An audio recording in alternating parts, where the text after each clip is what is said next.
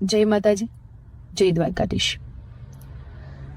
આજે આ વિડીયો હું કોઈ કલાકાર તરીકે કે કોઈ સિંગર તરીકે નથી બનાવી રહી, પણ એક દીકરી તરીકે જે મેં ફીલ કર્યું છે, જે સમાચાર સાંભળીને, એના માટે આ બનાવી રહી છું। થોડા દિવસ પહેલા અમદાવાદમાં એક પીજીમાં રહેતી દીકરી સાથે જે થયું છે, કે જેણે સલામતીની જવાબદારી લીધેલી હોય, એ જ વ્યક્તિએ જ્યારે ટેરેસ પર જઈને આ દીકરી સાથે જે કર્યું છે, એ સાંભળીને આખું ગુજરાત હચમચી ગયું છે।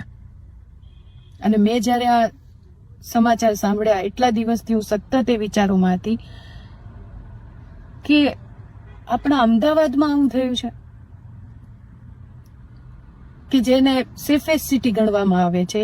આપણું આ રાજ્ય સૌથી સલામતી, દીકરી માટે સૌથી સલામત રાજ્ય ગણવામાં આવે છે, એ રાજ્યમાં, એમાં અમદાવાદમાં આ વસ્તુ થાય, આપણે વિચારી પણ ન શકી।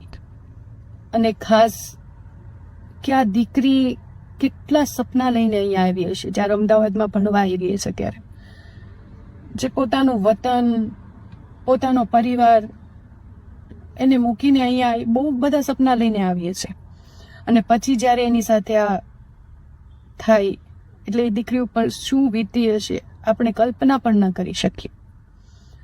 એટલે ખાસ આ વિડીયો દ્વારા રાજ્ય સરકાર, આપણા ગૃહમંત્રી, તમામ પક્ષ વિપક્ષના નેતાઓને મારી હાથ જોડીને નમ્ર અપીલ છે કે બને તેટલો આ કેસને ફાસ્ટ ટ્રેક કોર્ટમાં ચલાવવામાં આવે, અને આ જે આરોપી છે એને ફાંસીની જ સજા થવી જોઈએ, અને જલ્દીથી આ કેસનો નિકાલ કરવામાં આવે, જેથી કરીને બીજી કોઈ દીકરીનો ભરોસો ન તૂટે, અને કોઈ પણ વ્યક્તિ આવું કરવા માટે પોતાના મગજમાં વિચાર પણ ન લાવી શકે।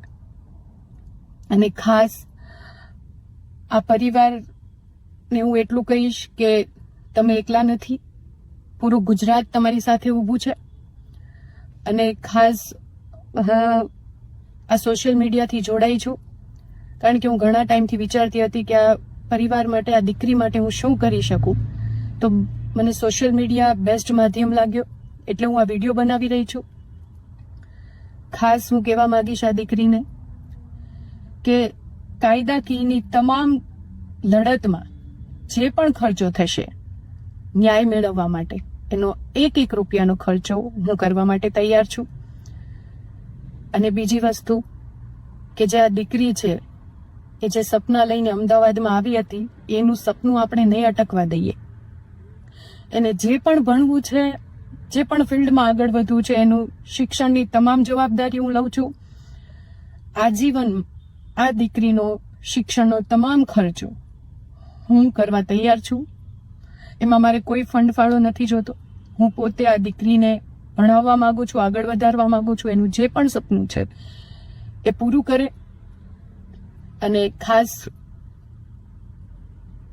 આ સોશિયલ મીડિયાથી હું તમામ લોકોને એટલું કહીશ કે બને તેટલો આ વિડીયોને એટલો શેર કરો કે આ પરિવાર સુધી પહોંચે, કારણ કે હું આ પરિવારને નથી જાણતી, ક્યાંથી છે આ દીકરી, ક્યાંથી છે મને કોઈ જ ખબર નથી।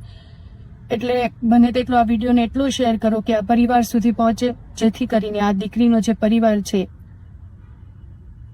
એમના સુધી આ વિડીયો પહોંચાડો। અને હું મારો કોન્ટેક્ટ નંબર આપું છું, જેથી કરીને આ પરિવાર મારો કોન્ટેક્ટ કરી શકે। હું રાહ જોઈશ આ પરિવારની।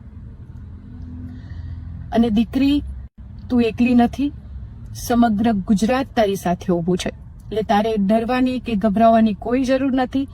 તે જે પણ સપના જોયા છે એ સપના પૂરા કર અને જીવનમાં આગળ વધ। તે સાથે જય માતાજી, જય દ્વારિકાધીશ।